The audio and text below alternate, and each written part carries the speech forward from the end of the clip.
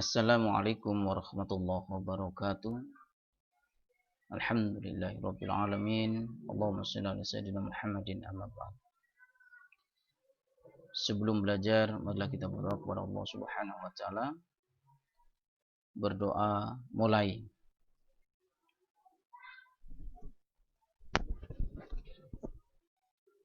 Selesai. Adik-adik sekalian, hari ini kita akan belajar seni budaya. Masih di bab yang pertama, yaitu bab 1, apresiasi karya seni rupa 2 dimensi. Kemarin kita telah mempelajari ragam jenis karya seni rupa 2 dimensi. Dan insya Allah sekarang kita akan mempelajari unsur, objek, dan simbol karya seni rupa 2 dimensi. Di mana tujuannya sama seperti kemarin, tujuan pembelajaran.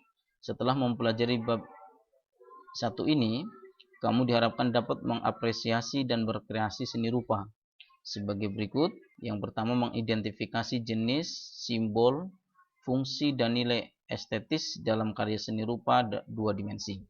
Yang kedua, mengidentifikasi bahan, media, dan teknik dalam proses berkarya seni rupa 2 dimensi. Membandingkan jenis, simbol, fungsi, dan nilai estetis, teknik dalam karya seni rupa 2 dimensi. Membandingkan bahan, media, dan teknik dalam proses berkarya seni rupa 2 dimensi.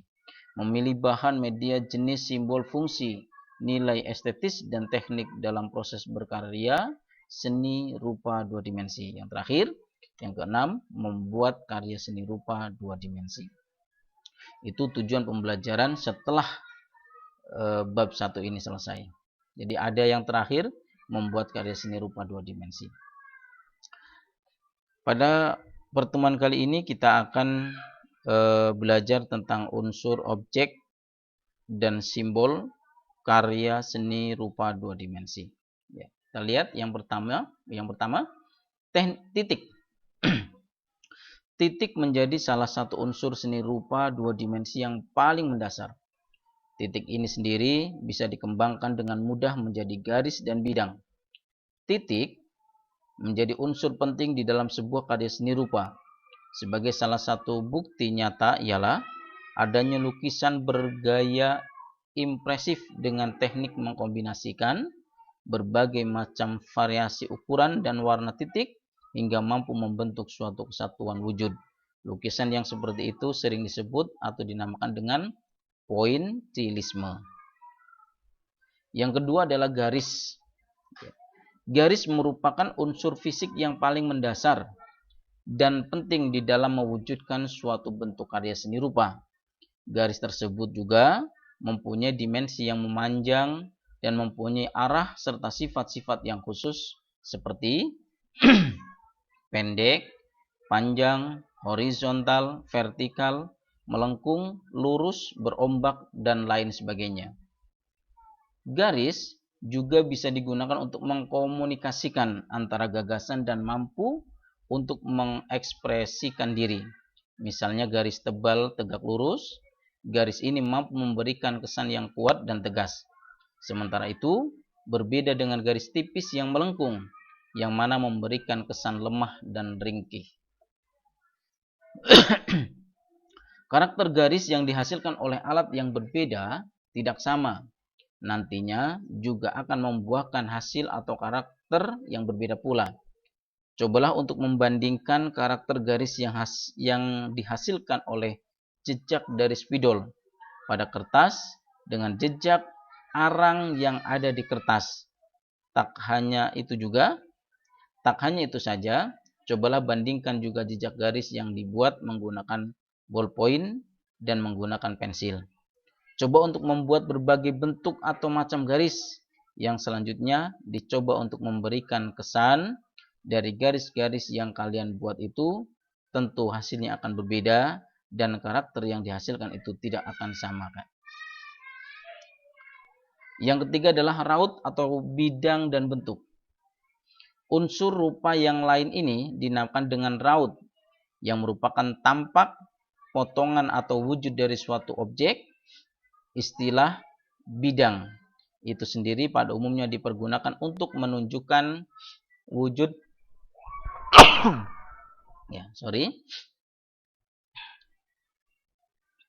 Istilah bidang itu sendiri pada umumnya dipergunakan untuk menunjukkan wujud benda yang cenderung pipih atau datar. Sementara bangun atau bentuk lebih menunjukkan ke wujud benda yang mempunyai volume. Yang keempat, ruang. Unsur ruang di dalam suatu karya seni rupa dua dimensi mampu menunjukkan kesan dimensi dari objek yang ada di karya seni rupa itu. Di dalam karya dua dimensi, kesan ruang itu sendiri bisa dihadirkan pada karya dengan pengolahan unsur-unsur rupa yang lainnya. Seperti contohnya dalam perbedaan intensitas warna, gelap terang, atau malah menggunakan teknik menggambar perspektif guna menciptakan ruang semua khayal. Yang kelima, tekstur.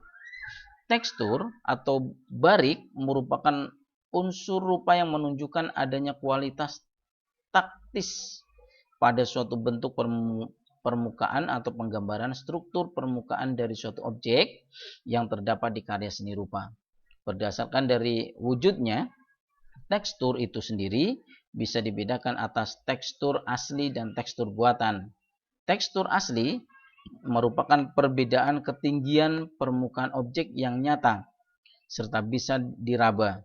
Sementara untuk tekstur buatan ialah kesan permukaan objek yang timbul di dalam suatu bidang karena adanya pengolahan dari unsur garis, warna, ruang, dan gelap terang. Yang keenam, warna. Warna menjadi unsur rupa yang bisa dikatakan paling menarik perhatian bagi siapa saja yang melihatnya. Menurut teori warna Brewster, semua warna yang ada berasal dari sebanyak 3 warna pokok atau primen, yakni merah, kuning, biru. Di dalam melakukan berkarya seni rupa, ada beberapa teknik dalam menggunakan warna, yakni secara harmonis, heraldis, murni, monokromatik, dan polikromatik. Yang ketujuh, gelap terang. Unsur gelap terang yang ada di dalam karya seni rupa itu timbul karena adanya perbedaan yang diberikan oleh intensitas cahaya yang jatuh terhadap permukaan benda. Perbedaan yang terjadi inilah yang menyebabkan munculnya tingkat nada warna atau volume atau value yang juga berbeda. Terlihat jika bagian yang terkena oleh cahaya itu akan lebih terang, akan lebih terang, dan bagian yang kurang terkena cahaya atau malah tidak terkena cahaya akan cenderung tampak lebih gelap. Kita bisa lihat di gambarnya yang yang arahnya ada pada bagian terkena sinar maka dia terang, yang bagian belakangnya dia akan gelap. Terima kasih. Adik-adik sekalian, untuk pembelajaran seni budaya di pertemuan kali ini cukup sekian dulu. Nanti di akhir-akhir pertemuan di bab 1 menggambar di dimensi 2, kalian akan diberikan tugas untuk berkarya seni lukis terutama. Mudah-mudahan kalian bisa menjadi seorang pelukis yang profesional. Oke, terima kasih. Saya akhiri. Wassalamualaikum warahmatullahi wabarakatuh.